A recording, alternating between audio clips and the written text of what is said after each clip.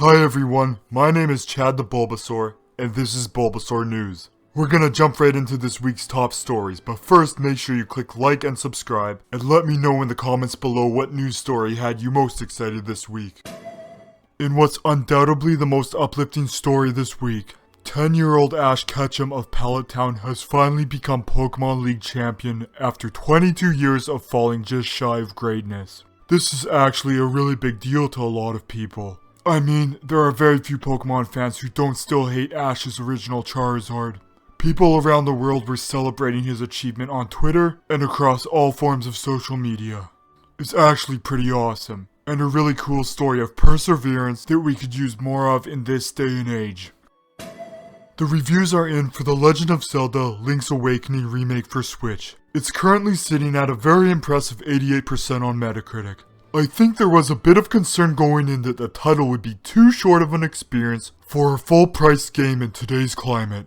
It seems that those fears have not come true, and people are in love with the new graphical style, quality of life improvements, and overall charm. I, for one, am pretty stoked to play through this bad boy myself. A new Resident Evil 2 mod is available for PC that replaces the game's indestructible pursuer Mr. X with Pennywise from Stephen King's It. And yeah, we're gonna be moving on from this story now. Early in the week, Square Enix announced that the upcoming Final Fantasy VII Remake will include a classic mode. The intention is to make the gameplay a more turn-based experience, much like the original. While I'm incredibly excited for the remake, I'm pretty skeptical on this inclusion. It seems like it'll have the AI control the gameplay while the ATB gauge charges, and then allow players to take their turn. I think the idea is to satisfy purists for the original game, but I don't think it will achieve that. That said, it seems like a cool inclusion, but I don't think it'll win over any die-hard fans boycotting the remake. I might try it out on my 5th time through the story. Overall, this is my most anticipated game of 2020. EA's Anthem has had a rocky first year to say the least, and here for some news on its current state, let's send it over to Mr. Blooper, our mistakes analyst. Thank you, Chad. BioWare announced this week they were abandoning their post-launch content plans in favor of working on gameplay issues in this early year release.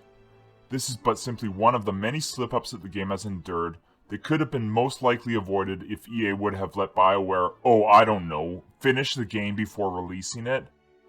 We've seen this so many times now, and the incredibly talented studio that is BioWare seems to be taking the biggest blunt of all of it.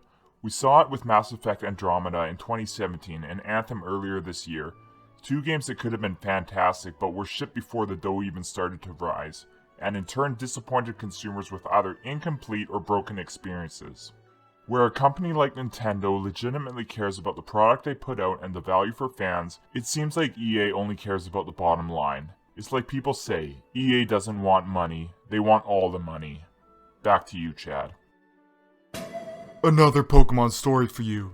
On Wednesday, Game Freak unveiled Sirfetchd, an evolution of Gen 1 alumni Farfetchd. The love for the new fighting type bird has been almost universal, with many longtime fans feeling it was very overdue. Also like me, Sirfetchd seems to strongly dislike his trainer.